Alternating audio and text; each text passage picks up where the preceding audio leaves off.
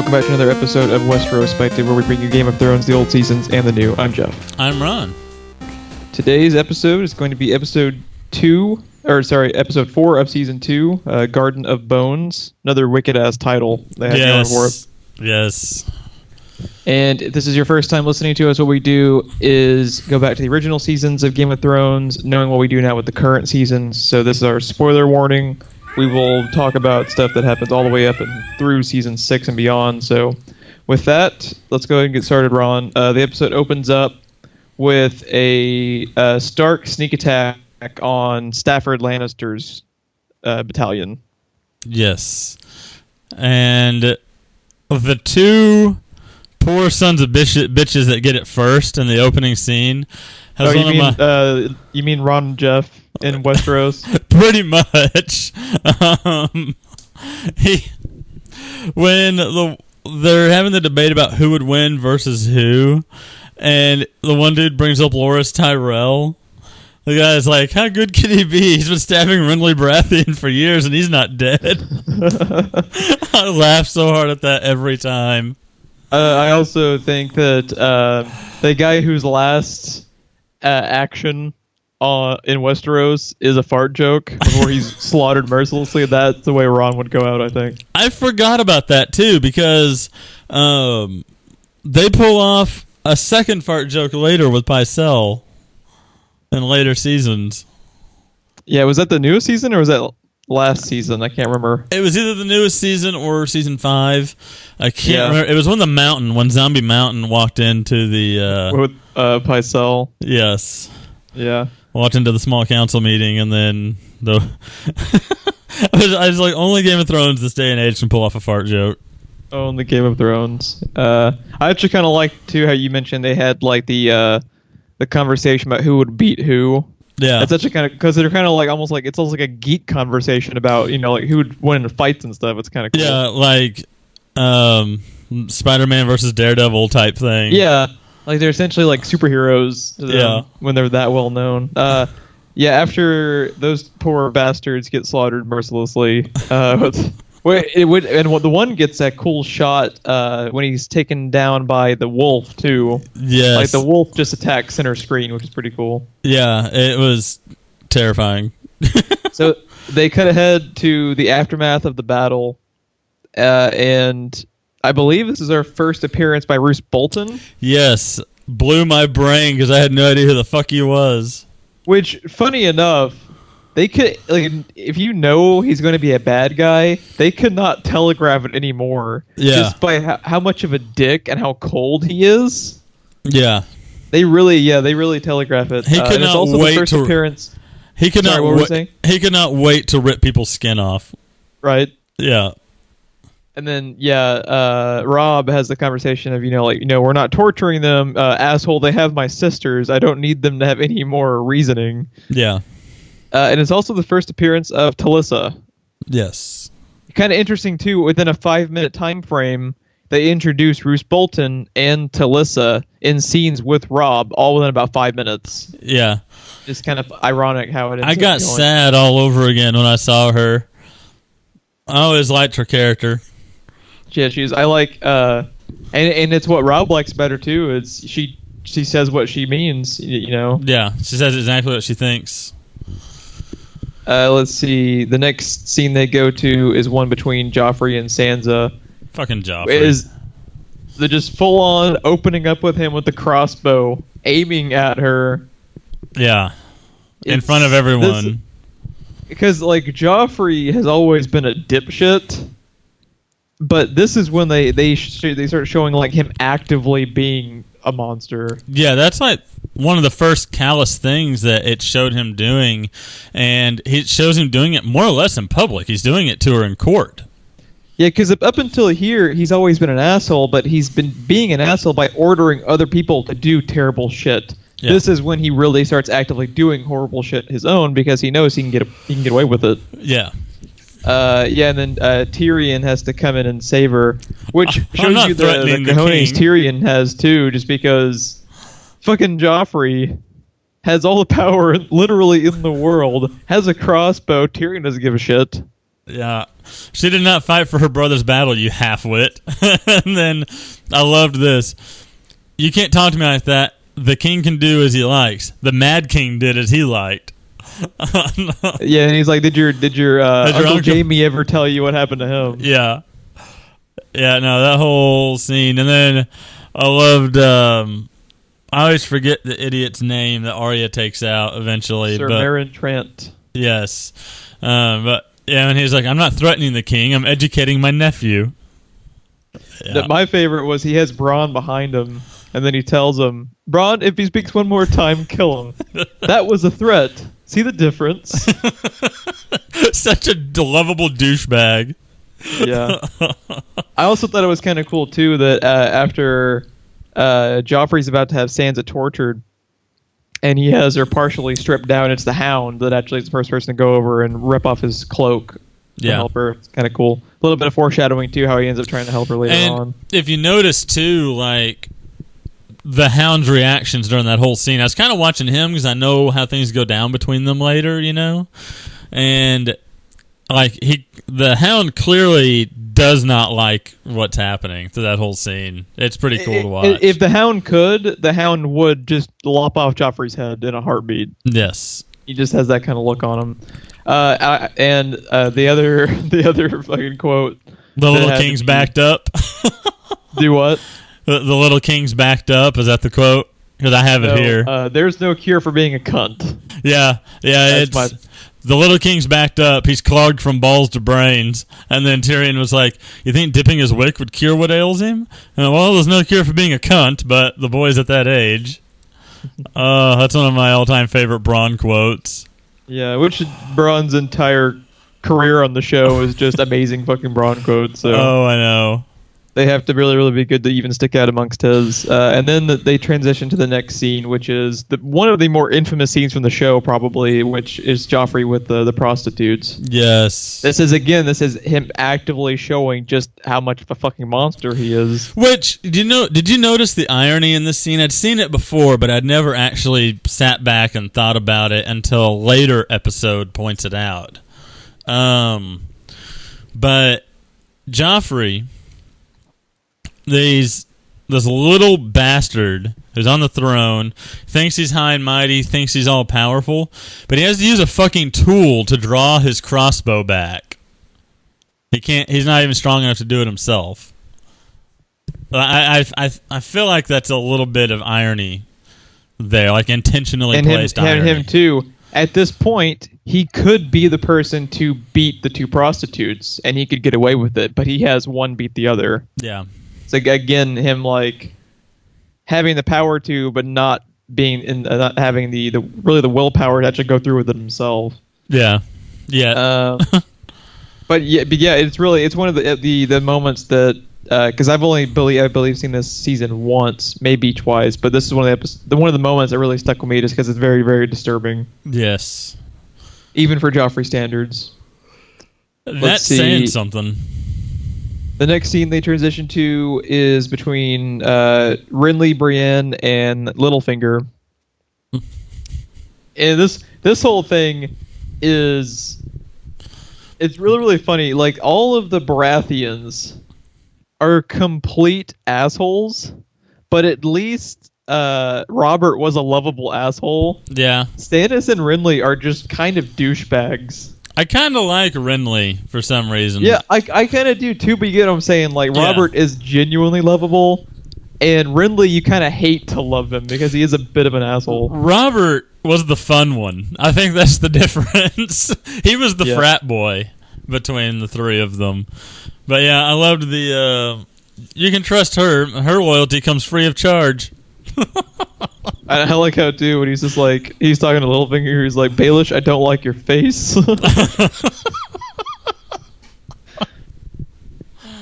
Yeah, and Littlefinger is at this point he's trying to I forget what is actually Littlefinger there to do, because it's been a few days since I've seen it now. He's being part of Tyrion's next deception, if you recall. But When he's actually talking with Renly calls him out. It's like, oh, you know I have better numbers, so you're trying to secure your spot even when I take over. Okay. Yes. Yeah, because he, talked about, you have 100,000 men, you could march on King's Landing, but what if when you approach King's Landing, the gates were just open, and stuff like that. And they went back and forth, and then the one that always stuck with me, the conversation that always stuck with me, though, was with Kat later. Yeah. Let's see. Kat. At the end of this sequence, they cut away to Littlefinger actually walking outside having a conversation with Marjorie. It's towards the end of the night, and he notices Marjorie has gone to her separate tent and not, even though it's kind of understood throughout the lands. It's kind of like the how Jaime and Cersei are kind of well known by everyone. At this point, everyone kind of knows Renly's gay too, especially because Littlefinger's on it in a heartbeat and already knows even before he's seen this. Marjorie and him have a cool conversation, though. I like the quote where he says, if war were arithmetic, the mathematicians would rule the world. Yes. Because, she's talking about how... She said basic arithmetic favors him. Yeah. Favors Renly. And all the numbers in the world won't help you from a fucking shadow creature. Yeah, that's coming up. Yeah, that's something that happened. Let's see. Hashtag never forget Shadow Creature 2016. Did you have anything else to add with the Marjorie, Littlefinger, and Renly sequences and everything? Nope. All right, next up, we go to what feels like the first time we've checked in with Khaleesi and Jorah in a long time. Yeah. Because they've really not been in the show very much in season 2 up until this point.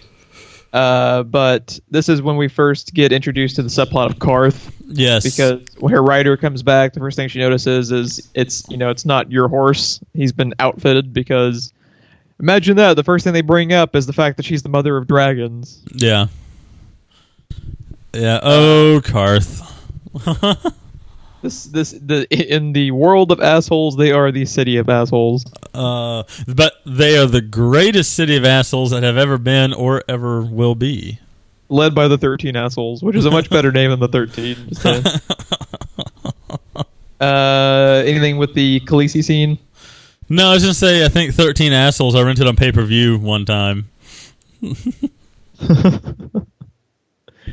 Let's see. All right, now we go to Arya and Gendry not having a good time over at Old Harrenhal. Oh my God! This was our first viewing of the first sighting of the mountain in a while.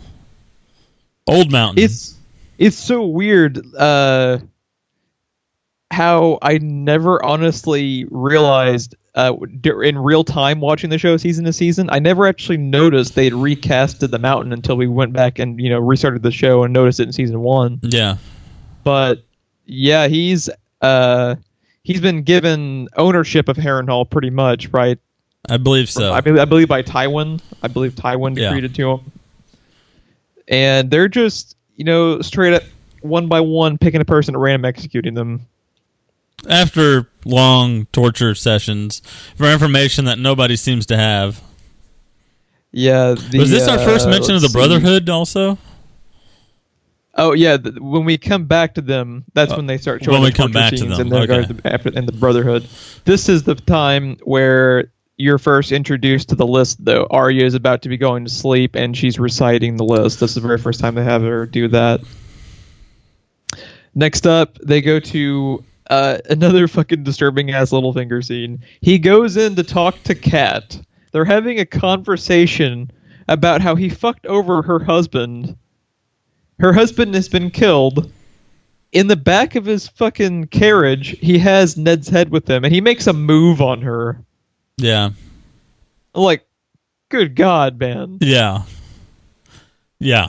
It just makes your skin crawl. Like, come on, man. Like, even for Littlefinger, it's disturbing.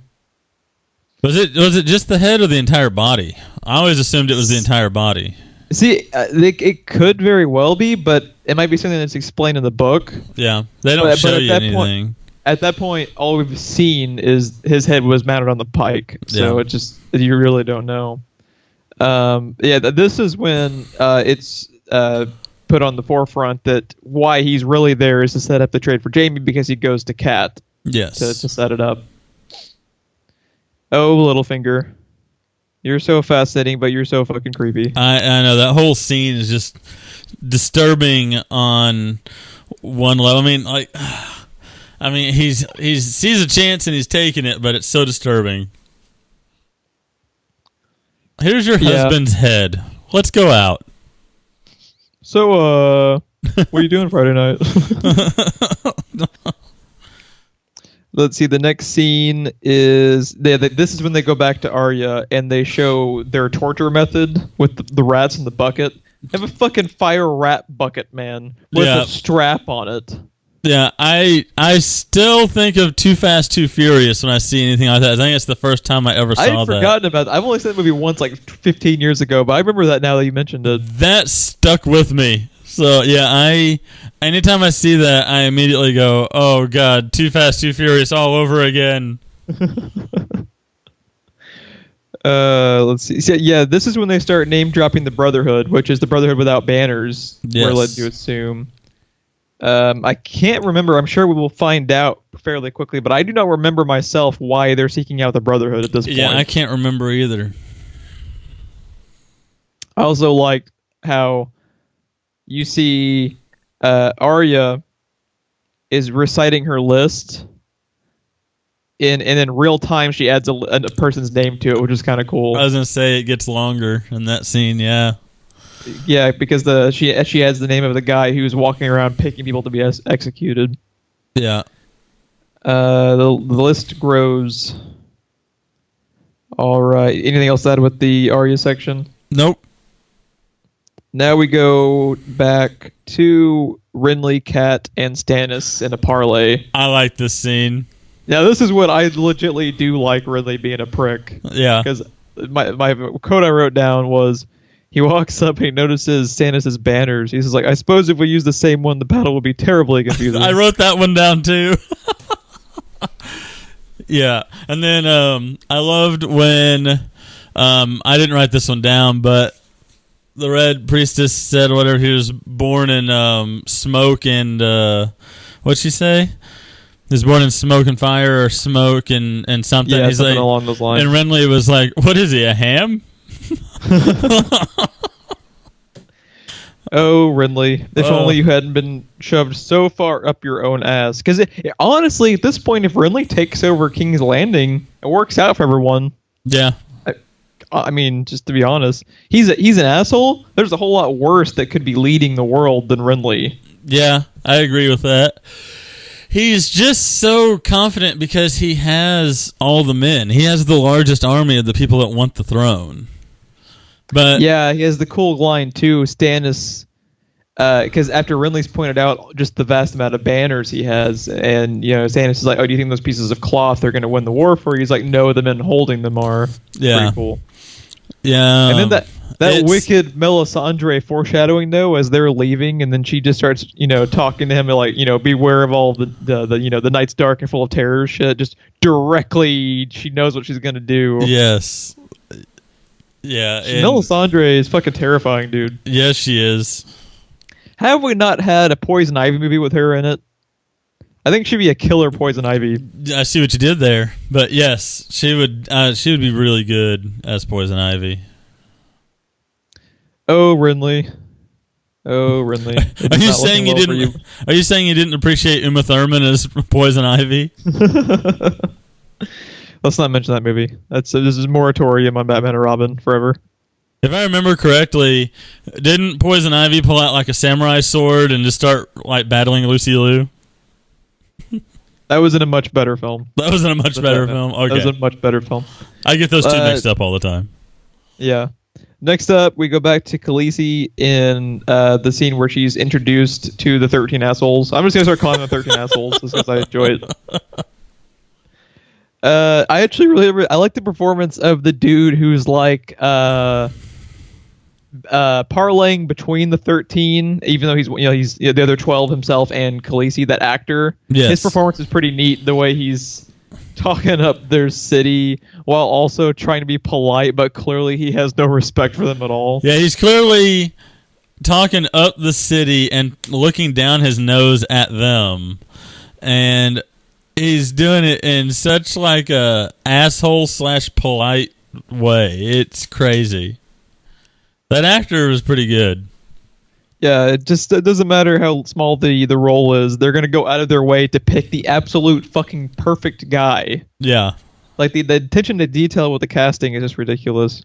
And this is when Daxos, who is the guy of the 13, who declares, I forget the name of it, but he declared some type of like formal ritual type thing where he has to cut himself in order to basically have his decision stand amongst the rest of them. Yeah. And he declares for Khaleesi to enter the gates. Which they did a pretty good job with the special effects too. I loved when he said that the 13 have spoken. He's like, I'm one of the 13, and I'm still speaking. Yes, yeah. Again, he has a good performance too. Yeah. In the second season, he's a pretty cool character. Yeah, I didn't actually have anything else to add with that portion. How about you? Nope. There, did we go from Khaleesi to back to Arya and Gendry? Yes, they go back to Arya and Gendry. This is our first Tywin sighting in a while too. Yeah, we go back to Arya and Gendry. I believe it's at this point too. Yeah, because Gendry's selected to be killed, and Yes. it's Tywin coming in that saves him because Tywin, calls him out on it. He's just like, are our numbers so robust that we can't afford to have extra people who can do labor or trades and everything? Because Gendry's first thing he points out is, I'm a smith. Yeah. And he's a damn good one, which would be very, very useful to them. I love Tywin in this scene so much because he's calling out all the dipshits. And like the one guy, tells Arya to shut up and get back, boy, or whatever. And then he's like, clearly this is a girl.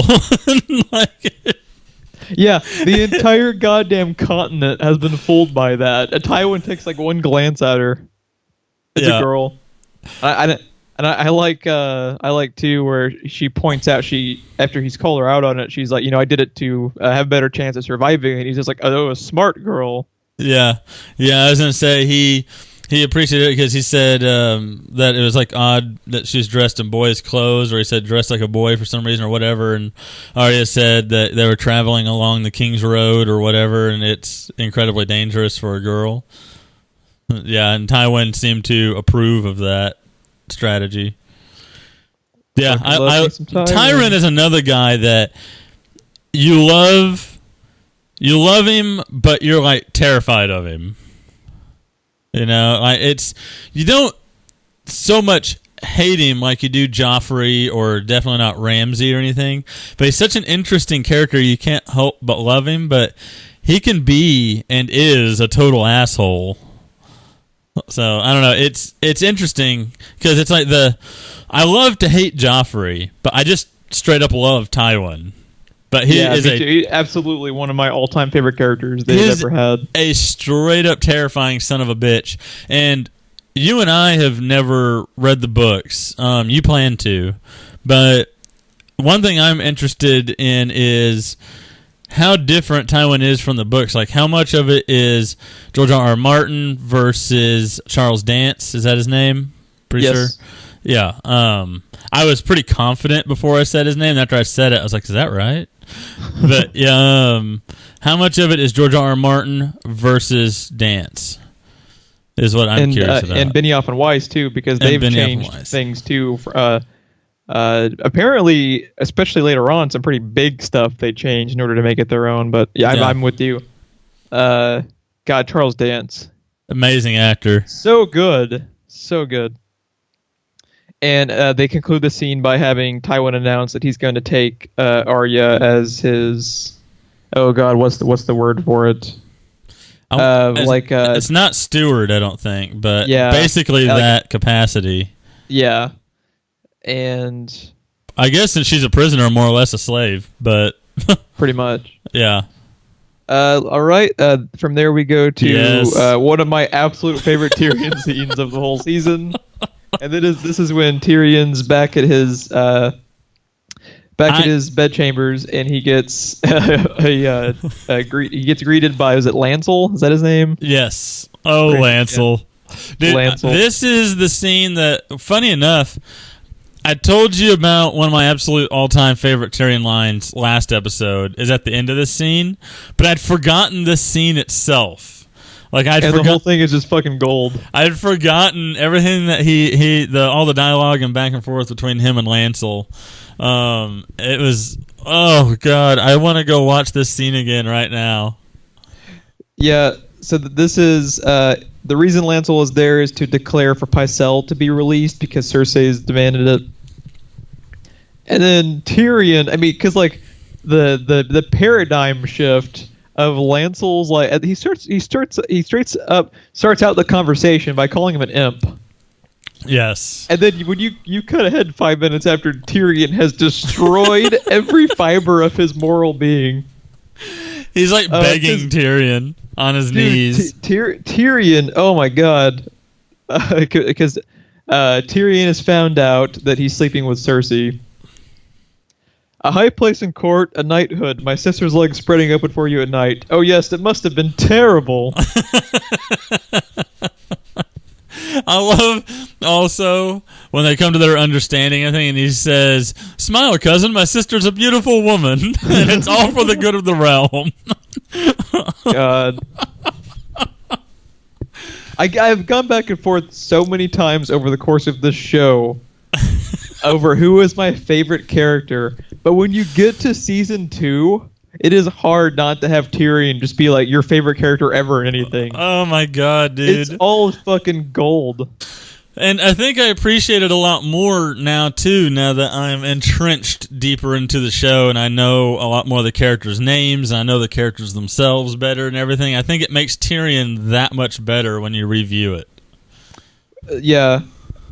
Man, just seriously, so many... Like, I mean, this is really one of the first times that... It's kind of cool, too. This is probably the first time you have seen, other than the Lannisters in battle with Robb, this is the first time you see really anything not go according to plan for what the Lannisters want to do. I'm talking about like the bad, like Cersei and Joffrey, that group. Right. Because Tyrion, when he comes into King's Landing as the Hand, he just straight up owns them the entire season. I was going to say, he just owns the city. Yeah. More or less. Ridiculous. He makes all of King's Landing as a little bitch, and then they conclude it with the scene you're mentioning too about the harming the hairs on his face. Yeah, it's like, but whatever demands. Oh, yeah, I'll give her Pycelle. You will? Yes, I'll release him in the morning. Cersei can keep him as a pet if she wants, but I will not have him on the council. And I could swear that I had not harmed a single hair on his head, but that would not, strictly speaking, be true. And then he shuts the door. The look on his face, his performance is magical. It really is. Oh god, I love it so much. It makes Mob Enforcer Tyrion that much more sweet from the episode prior when he calls back to cutting his beard off. I don't like his beard. Cut off his genitals, feed it to the goats. We don't have goats. Then make do. That's actually interesting. From right now, we have watched, 6 seasons? Yes. Who is your favorite character? Tyrion. Tyrion? Upon the reviewing, right now, it's Tyrion. Is it organically in flux for you, too? Yeah. It's like when I first... originally watching the show, Season 1, Sean Bean. Oh, yes. Season 2, Tyrion. Sean Bean, being anyone's favorite character, never lasts long. That's true. Season 3 was when Khaleesi became my favorite, because the Khaleesi stuff in Season 3 is just fucking money. Oh, I know. The whole time. Yeah, I don't know. That's when she flips it on them that she understood their language the whole time, right? Yes. Maybe my favorite scene ever, because they kick in that fucking metal ass theme, dude. And that's the first time you hear it too, if I recall. You see the dragons lighting up the top of the banisters of the castle. Oh my god, I'm getting chills thinking about it. It's so fucking metal. We're on our way. But yeah, it's like every season it seemed like was like one person's season, kind of, which is kind of cool. Because later on, like eventually, the Jon Snow stuff becomes like some of the most compelling. Jon Snow entered my top 3, if not my top 1. Later, when he wasn't a whiny little bitch. Like, early on, he just is so reminiscent of Anakin or Luke Skywalker to me. I don't know. Like, he's a bastard, but his life is so much better than everyone else's, and he's like, my life sucks. Oh, woe is me.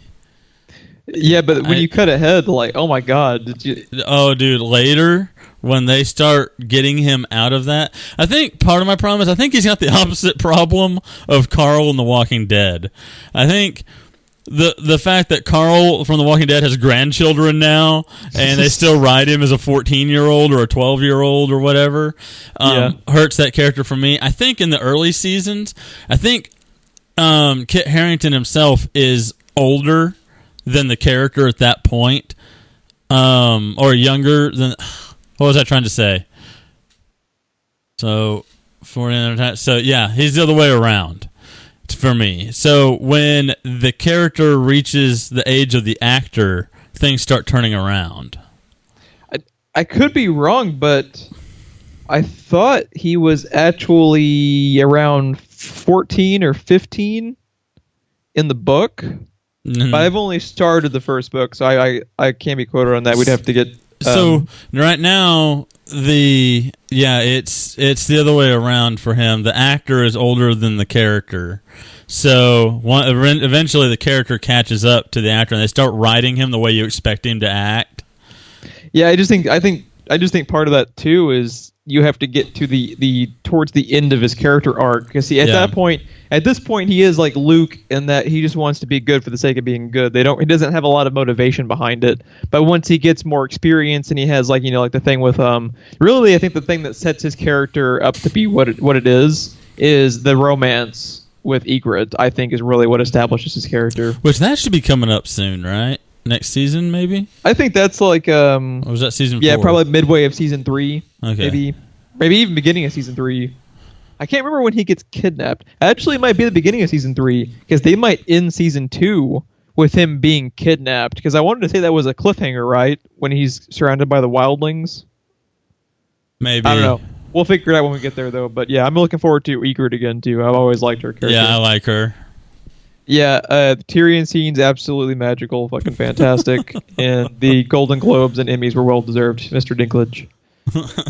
All right, the next scene is one between Stannis and Davos. It actually gives a lot of background between the two of them. I didn't catch this the first time watching the show through. Did you catch how he talks about how Davos actually has in a pouch his knuckles that he keeps for luck? Yeah, do your knuckles bring you luck? Can your knuckle bones bring you luck? Well, life's been good since you hacked them off, your grace. Because they pointed out that he had his fingers removed already because the pirate mentions it. Yes. But he carries it around as like a lucky charm. I just thought that was very, very odd and interesting. What I gathered from somewhere in that conversation is that he basically wears them around his neck. Yeah. Yeah, so but it was like a lucky rabbit's foot. It's like a can we change rabbit's foot to Davos knuckle? Can that be the new thing? Yeah, dude. That's a bit macabre, isn't it? Like it's just gotta smell bad, dude. Like yeah. But that conversation meant a lot more to me this time around. Now that I know Davos better and I know Stannis better. And everything, that conversation, I was actually kind of blown away. I didn't remember getting that information from such a short scene the first time. That's actually something I can point out really quickly, too. You and I were talking about a book series that you got me into, which is was a Vampire Earth. And one of my biggest criticisms of it is that they have an exposition dump at the beginning of every chapter. I think if Game of Thrones, including the novels and the show, can get away with getting across this much backstory, with this much subtlety over time, I don't think there's any reason for anyone to ever have to do exposition dumps. I like giving away backstory like that in a casual conversation as opposed to just a dump of information, because I think it sticks with you better. Yeah. But yeah, no, this scene. There's a lot.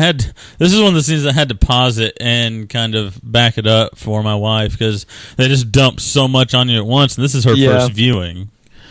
So I totally agree with you on first viewing. It's a lot. Yeah, it was just kind of like. Which is also kind of cool too, because in a way, like some video games have cool replayability. It gives this series a lot of rewatchability as far as you actually knowing what the hell's going on. Yeah, she told me one time that she doesn't necessarily feel dumb, but she feels not smart watching this show. And I was like, don't, because I can't tell you how many times I've seen these earlier seasons now. Actually, I could if I counted the seasons that we're in now. But I can, all the times I've seen these, I'm still learning new stuff as I watch it. Every time I watch it, I pick up on something else. Yeah, and sometimes we still don't, and either you notice something that I don't, or vice versa, or we miss something completely, and like one of our viewers, like Shelby, will point out something that we didn't catch. Like you said, she actually said how you had pointed out there were the 7 burning, I don't know, deities. Stuff like that. It's like it's almost like a collaborative experience. There's so much there that it's only human to not be able to fucking ingest all of the information they give you with all the moving pieces. Yeah. And then Stannis sends Davos on the smuggling mission with Melisandre. Oh God, the scene. when he gets her to that area and they have this final scene with the shadow creature, Davos's face, I'm pretty sure, was my face the first time I saw it. But it was probably still my face, having watched it 2 or 3 times. Yeah. I remember being blown away by this scene the first time I ever watched it, because up to this point, I mean, what all have you really seen? You've seen a White Walker like once or twice, and you've seen 3 dragons once, and maybe twice. I think twice. And that's pretty much it. And then this lady has a shadow demon crawl out of her vagina. And it's just like, what the fuck? Yeah. I almost wish I had myself recorded when I very, very first saw this scene, because it's like, what the hell am I watching right now? Yeah. Because it's crazy too. It's like you said, it's so weird. Even though you've seen dragons and zombies and shit, like you're used to that in fantasy. You're not used to goddamn birthing shadow creatures. Well, not only that, one of the reasons it blew me away is because we've seen that stuff, but we've seen that stuff so little. Like we don't see magic, we don't see sorcery. Yeah, that would be my point. You've seen fantastical elements, but you haven't really seen magical elements. You haven't seen anything like that in this show, and then it just crawls out of her. They give you sound effects and they allude to magic with the Khaleesian called Drogo thing, because she brings in like the witch doctor or the witch. But you never saw it. You never see it. Yeah.